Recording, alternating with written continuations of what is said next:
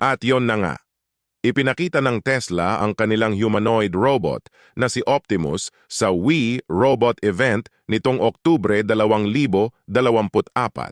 Sobrang bilis ng naging pagunlad ng robot na ito. Ngayon, kaya na nitong makipag-usap, maglakad ng mas mabilis, at may mas magandang balance na ito. Halos parang tao na rin.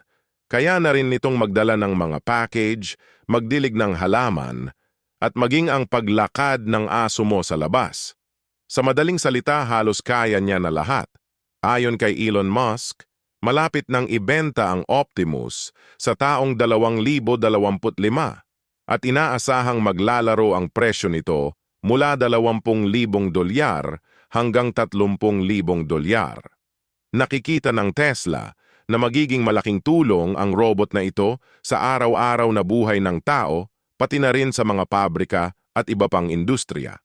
Pero, nakakatakot din isipin, parang mga eksena sa pelikula tulad ng Terminator, kung saan nagiging self-aware ang mga robots at nagiging banta sa tao.